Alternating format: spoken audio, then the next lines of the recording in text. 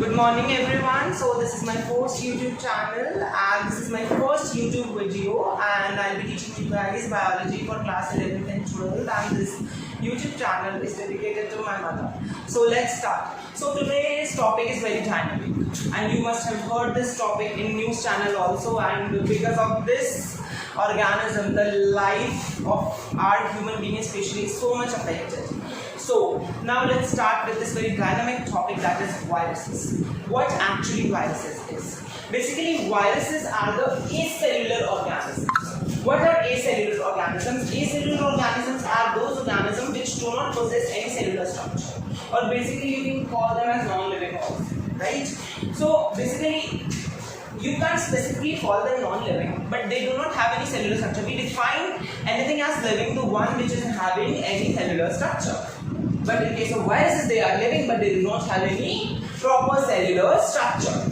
So what is the most extensive property which I told you people in first chapter to consider anything as living or non-living? We have learned various aspects like reproduction, metabolism, growth and cellular organization. Very good.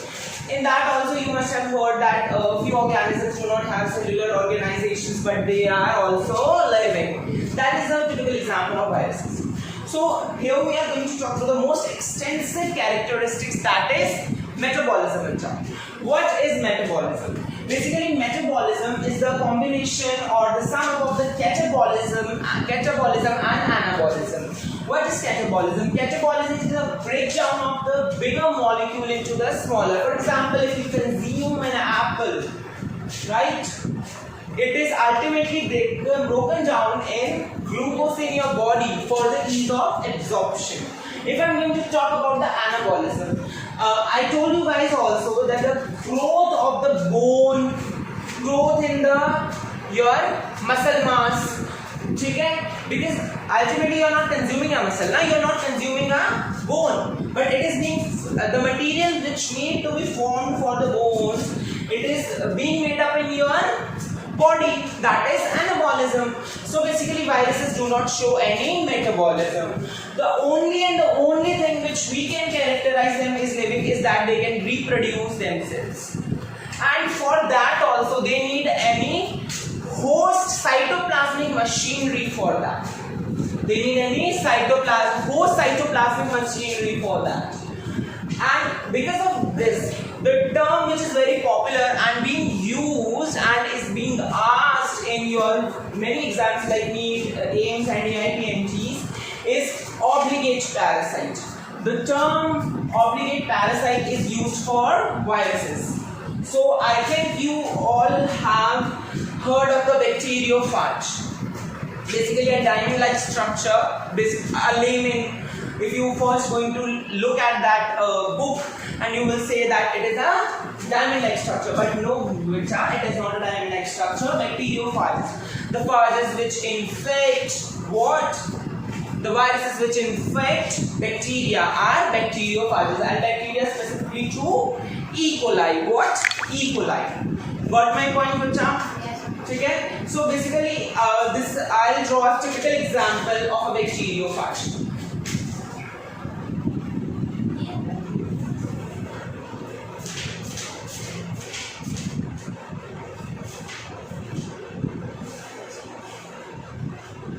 So this is a bacteriophage, and this is a common example for everything. So for not everything, basically understanding a structure.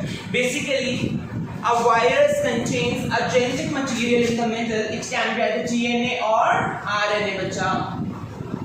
The outermost layer is known as capsid, which is proteinaceous in nature and is made up of many small units called capsomeres. So basically what constitutes the structure of a virus? A protein coat and a genetic material in the middle. And few viruses, like HIV also contains an envelope around them. So now let's study history of viruses, and which is very interesting to know, and it is very important from your examination point of view, because in few sets it is being asked. So let's do it. Who was the first person to discover viruses? Ivanovsky. Ivanovsky was the first person to discover viruses. Which virus was the first one to be discovered? Is TMV, which is tobacco mosaic virus. Beijering. What Beijering did? Beijering saw the infected leaves of the tobacco, and what he did, he made a sap of that, and he poured that sap in a healthy plant. And afterwards, he discovered that those healthy plants were also infected because of the same organism. At the time, he didn't knew that it was virus. He got to know that later the healthy plant also developed the same symptoms. So he coined the term Contagium vivium fluidium. So the word virus was coined by Louis Pasteur. Stanley was the first person who crystallized virus, basically to see the structure of the viruses, and he said that basically the structure of the virus basically contained proteins, but which was not the fact.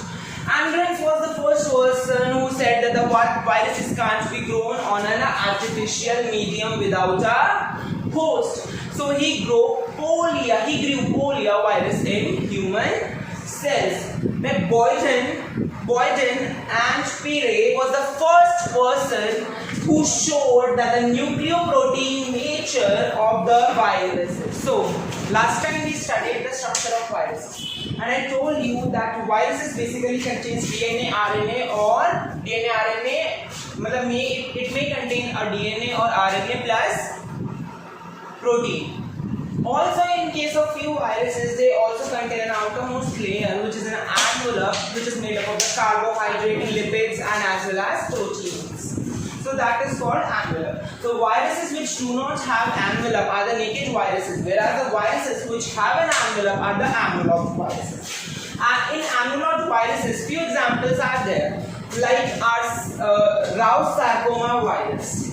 RSV. RSV is the first carcinogenic virus to be discovered. Rous sarcoma virus is the first carcinogenic viruses to be discovered. Herpes is also an example of enveloped virus. Measles is an example of enveloped viruses. So we have studied the structure of the viruses. We have studied the history of viruses, how viruses was discovered. So now we are going to study the types of the viruses. So I told you that the viruses may contain either DNA or RNA. So basically DNA or RNA can be further distinguished on the double-stranded DNA or single-stranded DNA. Viruses can be considered as, RNA can be further classified as single-stranded RNA or double-stranded RNA. So basically viruses can have single-stranded DNA, double-stranded DNA, single-stranded RNA, and double-stranded RNA.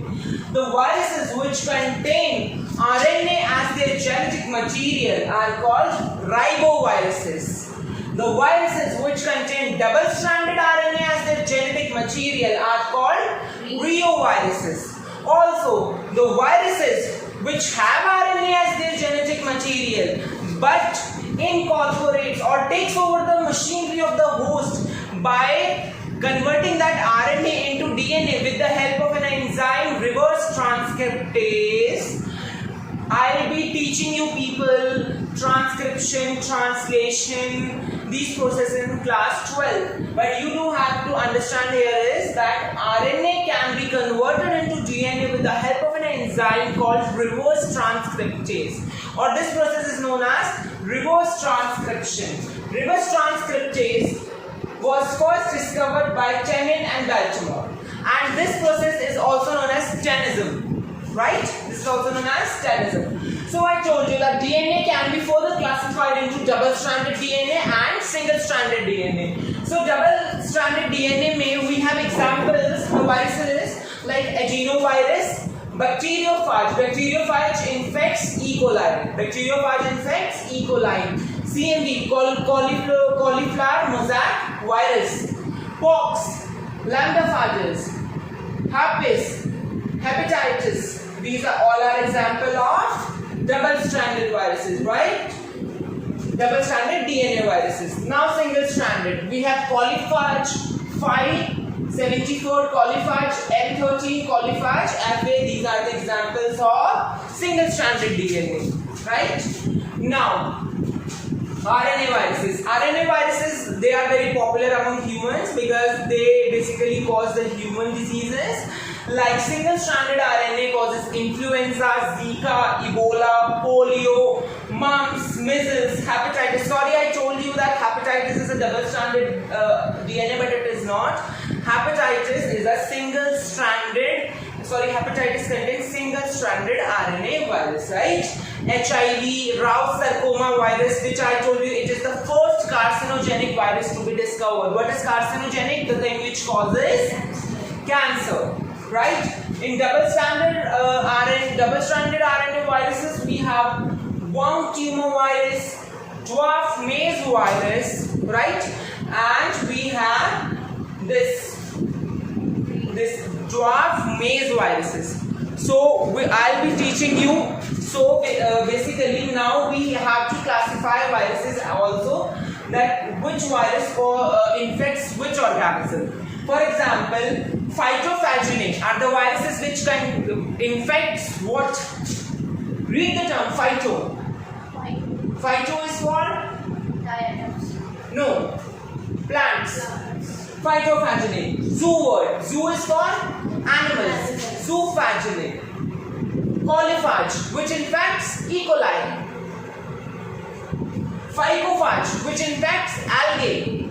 Mycophage, which infects fungi. Cyanophage, which infects cyanobacteria.